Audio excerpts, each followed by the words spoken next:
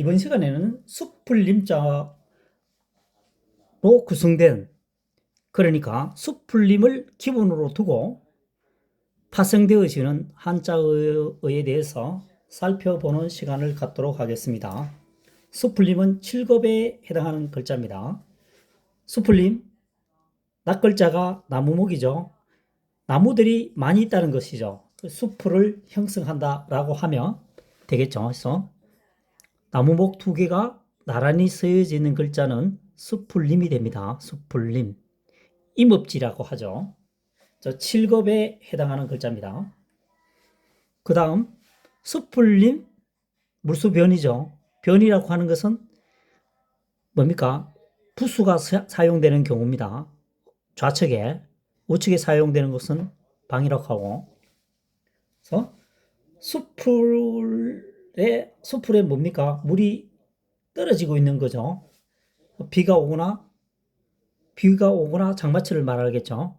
계속 나무 옆에서 물을 공급해 주니까 마치 하늘에서 물을 뿌리는 것처럼 보인다. 물 뿌릴림. 그 다음에 숲에서 물이 나오죠. 그래서 사람의 몸에서 뭡니까? 물처럼 고여있는 액체가 나오는 것을 우리가 임질이라고 합니다. 임질. 그래서 임질림으로 쓰기도 합니다. 사실은 이 글자가 더 많이 사용될 수도 있습니다. 그 다음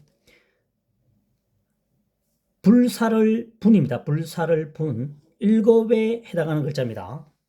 이 글자를 불사를 분을 통째로 외우는 것보다는 이것을 분리해서 파자하여 이 불사를 분에 적합하도록 결합시키면은 연상작용을 일으키면서 우리 머릿속에 장기간 기억 저장하는데 학습 효과가 매우 뛰어납니다.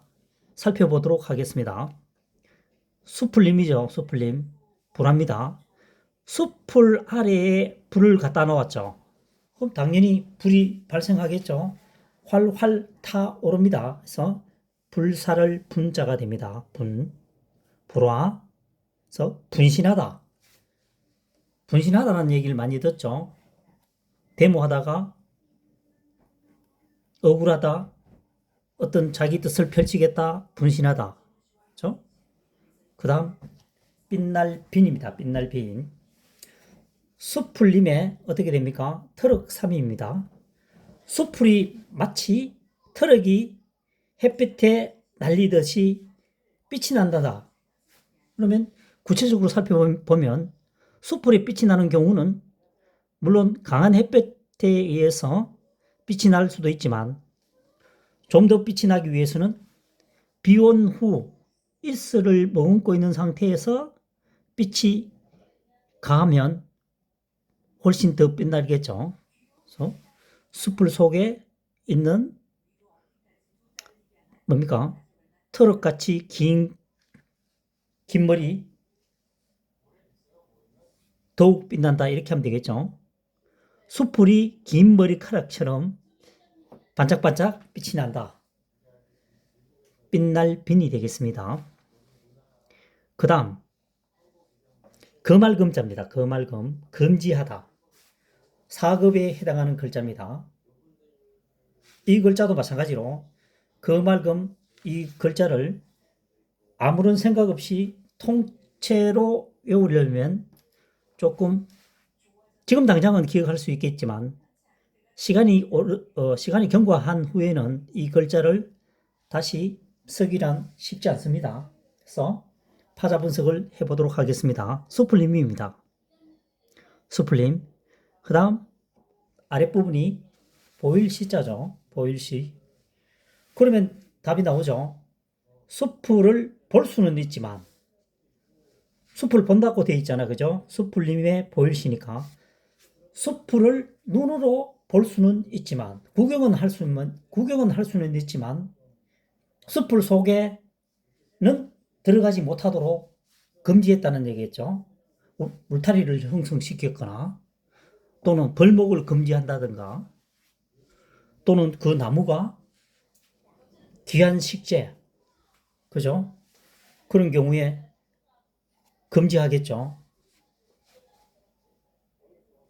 다시 한번 더 설명해 보면, 숲풀은 볼 수는 있지만, 눈으로 구경할 수는 있지만, 가까이에 접근하여 울타리 속에는 들어가는 것을 금지한다. 그 얘기입니다. 그래서 금할 금자가 되겠습니다. 그 다음 초나라 초자입니다. 숲풀림의 이 글자는 어떻게 됩니까? 이게 발소 또는 짝필입니다. 발소. 여기서는 발로 설명해 보겠습니다.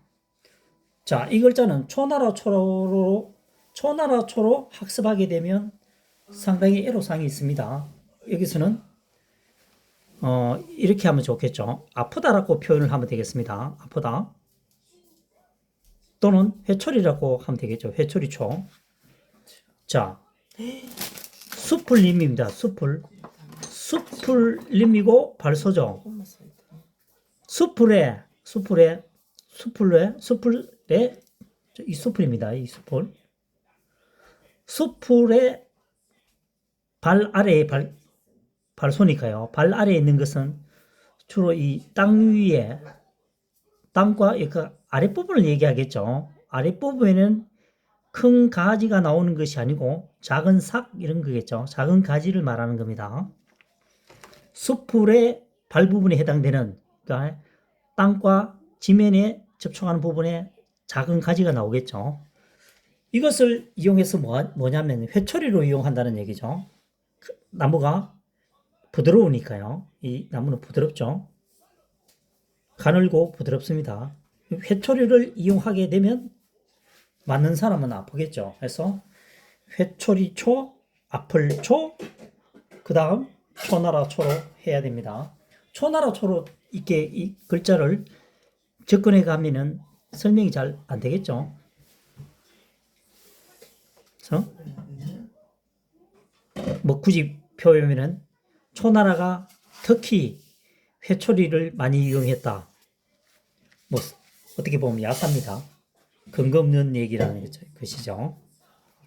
그 다음에 마지막으로 주춧돌 초입니다. 주춧돌 아시죠? 주춧돌 이렇게 되어 있습니다. 그림을 그려보면 건물이 있고 큰 기둥 아래에 큰 기둥을 흙 위에다 박아놓으면 지면으로 내려앉겠죠. 그것을 방지하기 위해서 큰 돌을 기초에 둔다는 겁니다. 현대에는 어떻게 합니까? 이게다가 콘크리트를 탓을 하게 되겠죠. 이 부분을 주춧돌이라고 합니다. 이 건물 전체를 지탱해야 되니까요. 이 굉장히 튼튼해야 합니다. 원점으로 돌아가서 주춧돌 초입니다. 상급에 해당하는 글자입니다. 이 글자도 마찬가지로 통으로 외우면 복잡합니다. 그래서 주춧돌 초에 맞게끔 분리, 파자 분석을 해보면 좌측편이 돌석입니다. 그죠? 그 다음, 이 뭐죠? 초나라 초자. 초나라 초라고 하는 것보다는 아플초, 회초리초라고 외우면 좋다고 했죠. 이렇게 해서는 아플초라고 기억을 하는 게 좋습니다. 자, 돌이 아프다는 거죠. 돌이 왜 아플까요?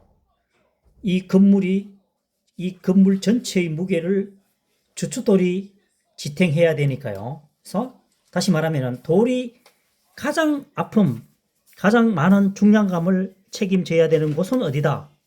주춧돌이다. 이 말입니다. 이게. 그래서 주춧돌 초자가 됩니다. 그래서 상급에 해당하는 한자가 그죠?